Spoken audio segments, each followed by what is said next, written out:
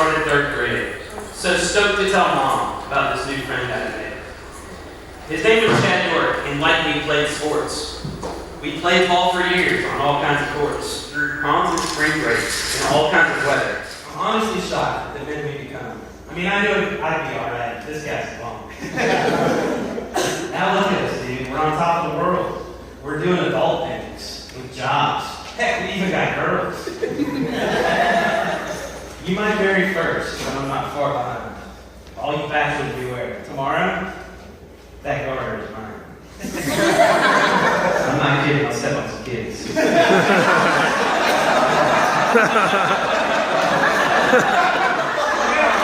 wasn't a joke. Keep laughing. Honestly though, Chad, this girl's the real thing. She's gorgeous, she's funny, and dude, she can sing. We may never know what she sees in this dork, but one thing's for sure, she's tailor-made to become a York.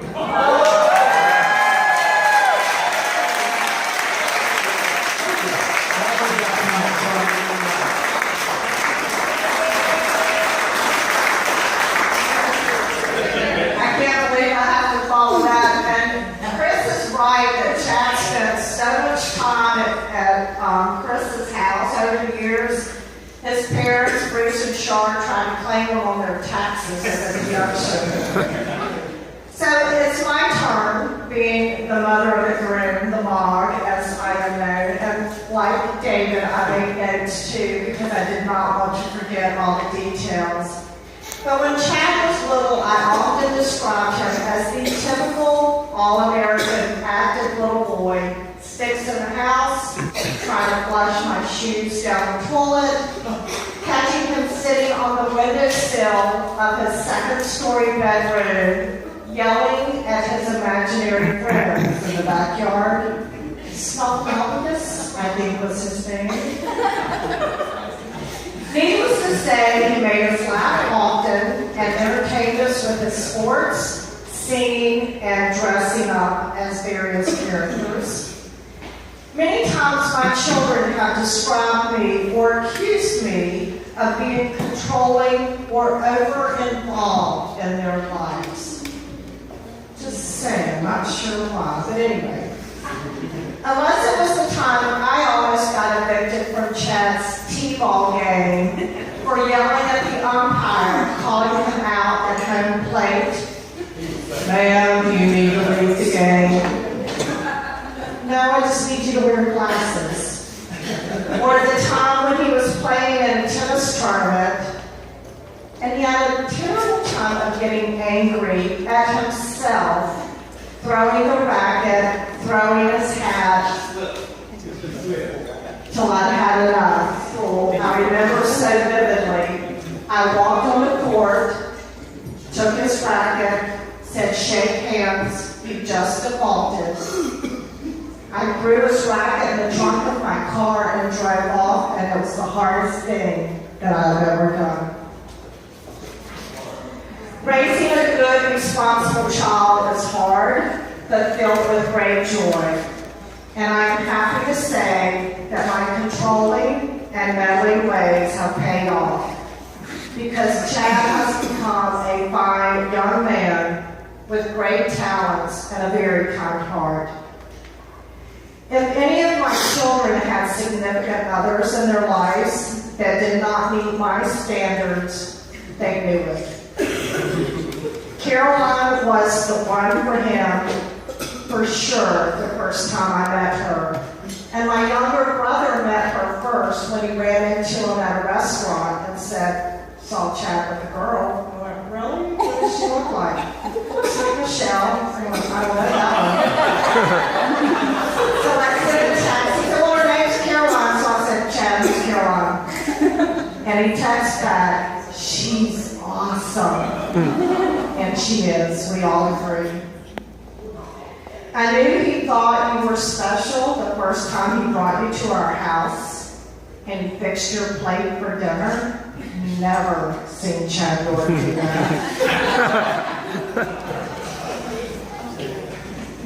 Or the time when we had a meal at Michelle and Chris's house, You were out of town, but Chad had married.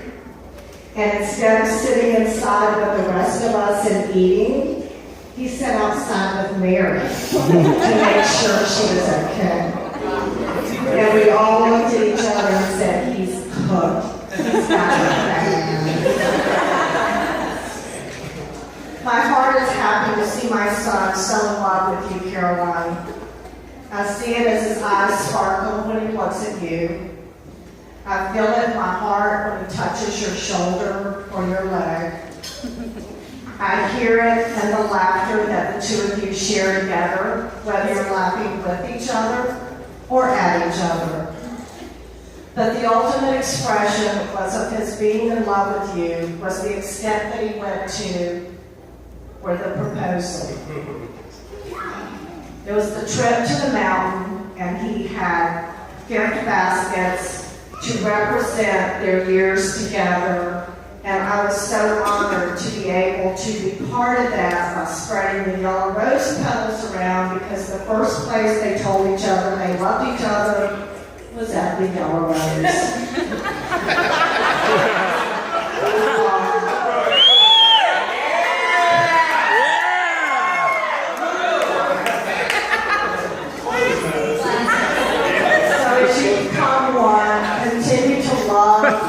Laugh, touch, keep each other close in your heart. May you and your happy home be blessed, and may Carol and David and Bill and I be blessed with many, many grandchildren.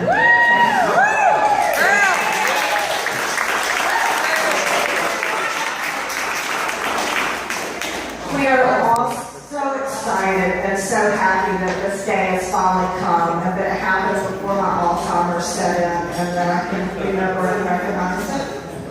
At this time, Chad and Caroline, I think, would like to address you, and I am so thrilled that all of you are here tonight, that you could share this happy moment and be with us again tomorrow. And remember, if you haven't given them a piece of advice, please do so, and the bar will remain open.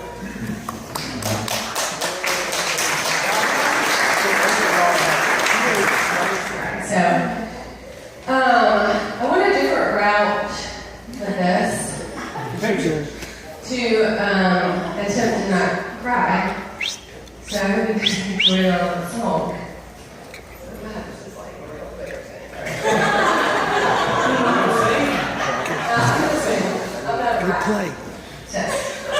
Now, this is a story all about how Chad flipped my life upside down, and I'd like to take a minute, just sit right there. I'll tell you all about this one here and there.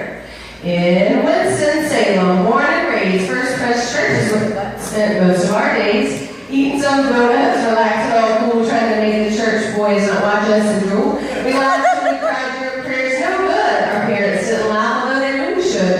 We got asked to leave the table and said, "That's not fair." They told us, "Get up, go get yourself together over there." Oh, it's slowing down. If I could ever dream I'd have 3 new sisters, indeed. So goodbye, please don't cry. You are now, good or bad, stuck with me. Oh, I didn't want no scrub, didn't dancing on the passenger side of KP's ride, Crystal at the club hollering at me. Oh my gosh, Katie, look at her pizza.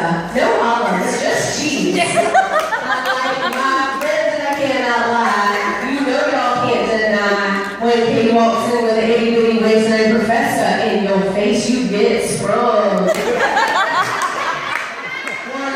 2, 3, 4, 5, Jordan, Cali, saving babies by your side. Didn't meet you till I was out of UNCC, but at the Fox and Hound, I always knew you protect me. Literally, Cali like punched a guy out of the night. And then there's my Jilly Bill, fellow lover of the Cobra Slop. We talk with them kids all day, and then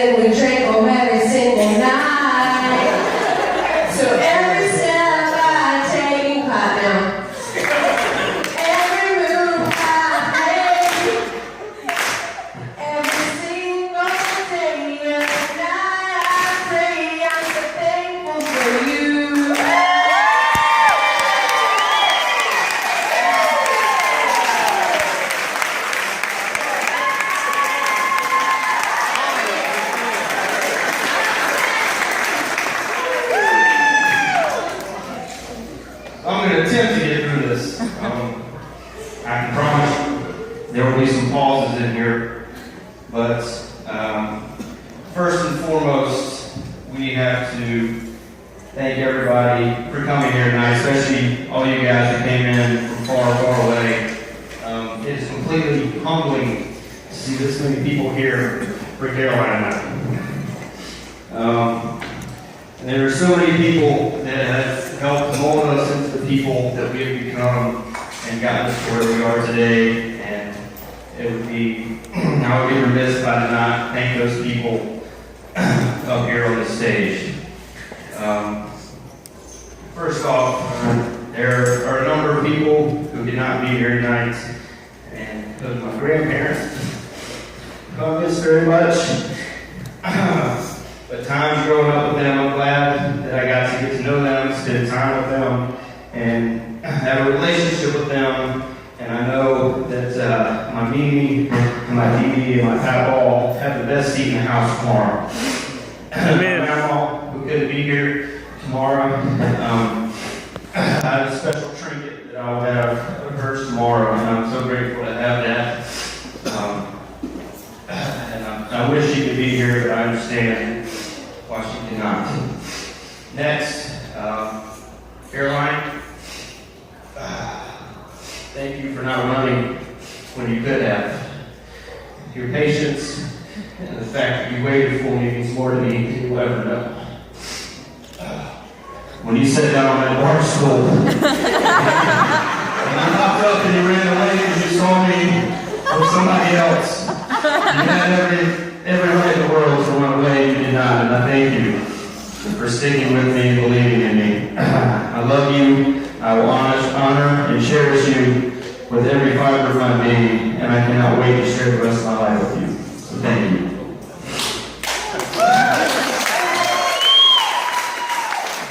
Next up, I have to thank the Taylors, David and Carol.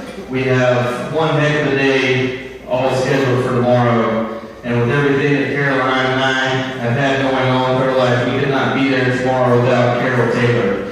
She has taken the reins.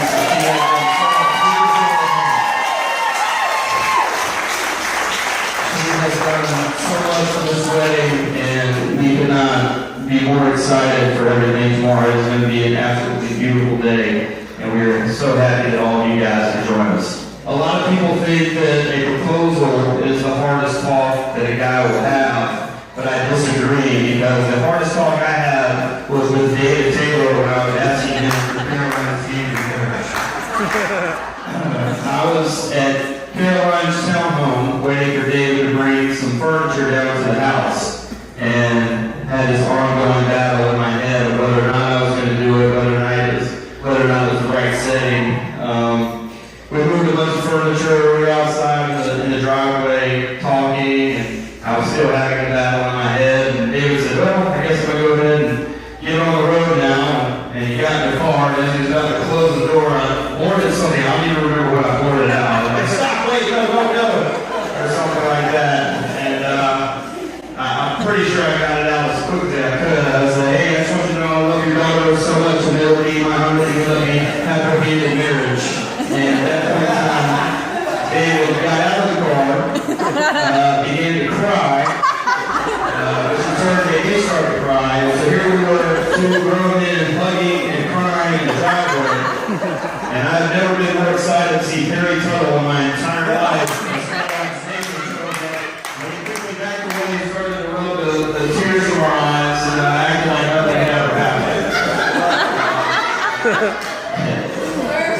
That's right. And I will always remember David saying that he had actually prayed on the way down when I had that conversation with him. And thank you for giving me the honor of marrying your daughter. My mom and dad, I want to thank you guys for putting on this whole show tonight. This has been one heck of a day. Thank you guys for all you guys and everybody who's over the way out tonight. There are 3 women in this room who have helped make me the man that I am today. First off, my 2 sisters, Karen and Michelle. I endured years of torment from the 2 of them when I was young. Oh, that's crap. Hey, this is my tormented. So, when I was a baby, Michelle used to like to bite my toes. And my mom would hear me crying from the next room over, and she would come out and ask what happened. And Michelle would be like, I don't know, I was just biting on his toes, and he started crying. So hopefully Chris, or I hope she dropped that finish a long time ago. I'm not one to judge though, I'm not judging. So between that and Taryn, when I was probably 7 or 8 years old, I just got this brand new sweet calculator watch. I don't know if you guys ever had this calculator. Yes. Calculator watch, I don't know how they got all those little buttons on there, but they did. And I had this sweet new calculator watch. I was taking a bath, I probably had bubbles or something in it. And Taryn comes in and grabs my watch and starts dangling it in front of my face going, and dropped it in the toilet and flushed it straight down the toilet. Payback. Well, that they've helped make me a stronger person. I also like to think that they help me to know what it means to treat a woman with respect. They used to give me a hard time because of my past. I did not date a lot of blonde-haired girls, and they used to think that maybe they had given me some sort of like weird mental thing against blondes. And when I found Caroline, they both told me, see, we told you so. She's not blonde.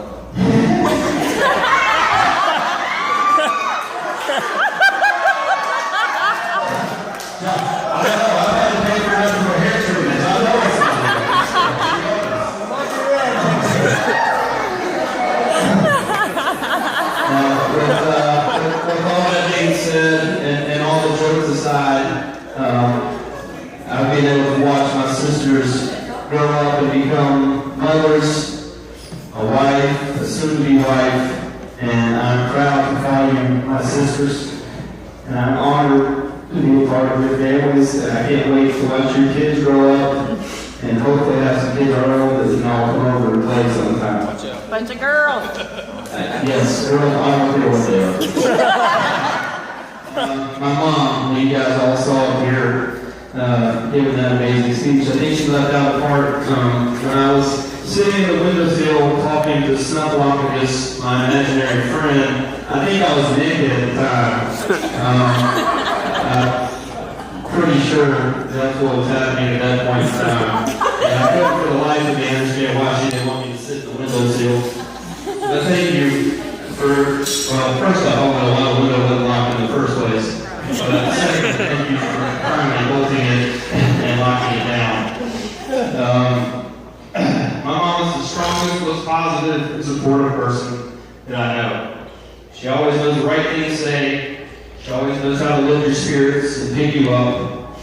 Through the good times and bad, no matter how many dumb things I did, she was always there to prove a point, teach me the moral of the story, but to pick me back up and support me. She has a bunch of inspirational quotes that she has in her office, and I was printing something out one day on her computer, and there's one that always stuck with me. And it was something along the lines of, what decision would you make if you knew you would succeed? You know, for a long time, I would think about, I don't know if I can do that. You know, what if something goes wrong? What if I fail? And through that quote, I feel like I've been able to turn my life around and start to look at things as, don't look at things as if you may not succeed, but look at it as if you are going to succeed and you are going to do things well. And for you, I love you and thank you. My groomsmen, my buddies, my friends, my brothers that will be standing up there with me tomorrow. You will see that we are a little uneven tomorrow. There will be 10 bridesmaids and there will be 9 groomsmen. My good friend Ray Belcher was not able to make it here. He's in a band. They were traveling. He had to go to LA. Ray and I met over 10 years ago in a local wing joint. It was me and Bob and maybe 2 other people and Ray. He was the only person in the bar playing music. And from that point on, we became friends. He has made so many of my musical dreams come true. He forced me to get on stage. He has allowed me to open and play for him and to get on stages that I would never been able to get onto if it was not for him. And for that, I thank him and I love him and I wish he could be here, but he cannot. John David, I want to thank you guys for welcoming me into your family with open arms. You and Heather and Wyatt are now my family, and I can't wait to share more memories throughout this life. I may not know much about honey, but if you kill it and cook it, I'll be happy.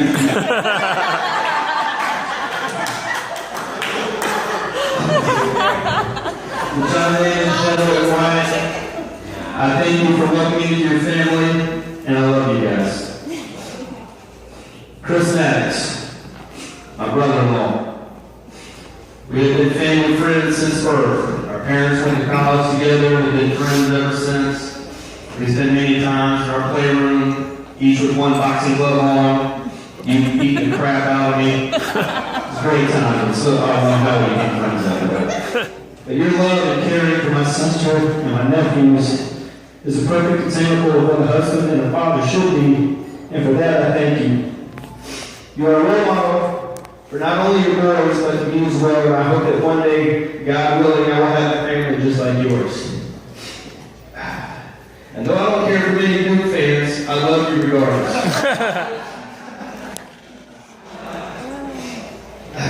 John Meyer, my good friend John Meyer. John may be the only person in this room who is older than I am, but acts more immature than I am.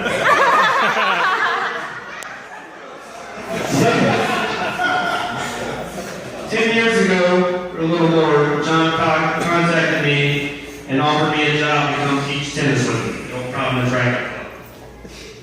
He called me up, I met with him and another co-worker, I believe at Charlie's in Cotswold. That was the first time anybody had ever come to me and asked me to come to work for them. And I may have never told you this, but that meant more to me than you'll ever know. Long work days and all the ups and downs, he never questioned me, he never doubted me, he never gave up on me. For that, I love you, and thank you. Richard Dutton. Richard Dutton is the smartest person I know. He is. He's got so many talents, he's so smart, you hate him and you love him all at the same time. You would never know that if you know Richard Dutton, because he's the most humble person that you will ever meet. For all his talents and good qualities, he is the best friend you will ever have, and he cares more about you than he does about himself.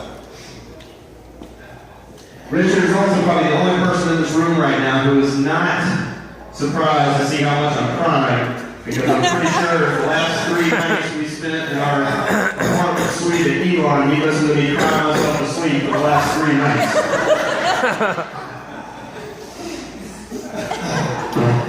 Richard, I thank you and I love you for your friendship and helping put a love of music into my heart.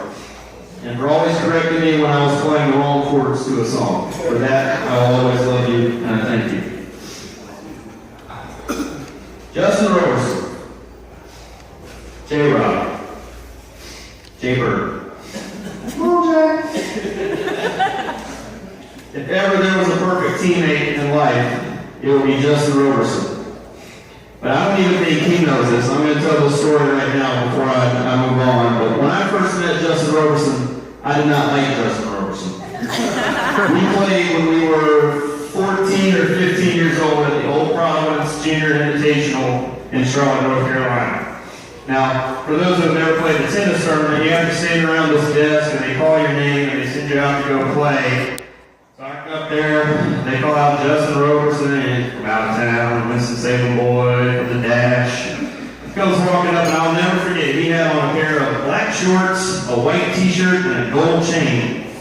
And I said, who is this kid coming up here wearing a gold chain in his junior tennis tournament? So fast forward a little bit, we go out. I think at that time we were on court 21 at OD. I was up 5-4, 40-15 in the first set, cruising along, serving for the set. Lost that game, lost the first set. Had a complete mental breakdown. One where my mom did not pull me off the court. And Justin Beatty. It's not a fan of his. Sophomore year Duron. Oh, we had this new freshman coming in, this Justin Roberson kid from Winston-Salem. Ooh. And from that time, I can tell you that Justin Roberson was the perfect teammate to have. He always knows the right things to say. He was a class clown in the back of the van. You never knew what you were going to see when you turned around at 9 o'clock at night driving back to Charleston, South Carolina. He was the guy who fell asleep, was pouring water in your hair until you woke up. He was that guy. Since we graduated from Elon, I've gotten to see Justin grow up and get married, and now has 2 kids. Had them pretty close together, 2 kids under 15 months, so God bless you for that one. And I always know who to call when I need some sort of obscure sports statistic that nobody else in the world should know. Justin, you can ask him anything about any sport, and I guarantee you, he can give you the answer to it. Justin, I want to thank you for always being a friend, a teammate, and for just knowing how to make me laugh when I needed it. For that, I thank you, and I love you. Bob Fraser. Oh, Lord. I had to edit this a couple times. So Bob and I met each other back in probably 5th or 6th grade. We used to go to an after-school church program at the church called Logos. We would go do some sort of fun activity and do some Bible study and have dinner. Later on in life, we became roommates at Elon University. I had a roommate who was transferring. Bob had a roommate who was in the trench coat mafia that he didn't feel comfortable living with. So I invited him in and he became my new roommate. We had been on concert beach trips to see Hootie the Blowfish. We've been in NASCAR races. Yeah. We've been on midnight trips to the local jail. We have lived and laughed from Burlington to the coast, and I cannot wait to share more laughs and trips with you and April and RJ. I thank God daily that the cut from the beer can you made me smash on my forehead is healed so that I don't have to have too many touch-ups on my wedding. I thank you for keeping me grounded, always being there to listen to me, and for daring me to do foolish things, and for keeping our social itineraries up to the minute. For that, I thank you, and I love you. Next up, Chris Carter. I didn't know you were speaking tonight. That don't caught me by surprise. I didn't get it. Forget it. As Chris previously said, we go back to the 3rd grade. What he did mention was there's a picture out there floating around of he and I sitting back to back in our desk in 3rd grade where I'm wearing a completely awesome members-only jacket. Remember the maroon one? Yeah, I'm still not sure where that one came from. I probably spent almost as much time at Chris Carter's house as I did in my own house when I was growing up. The Carters are my second family, and you will always be my brother. Your humor is second to none, which all of you guys got to witness up here earlier today.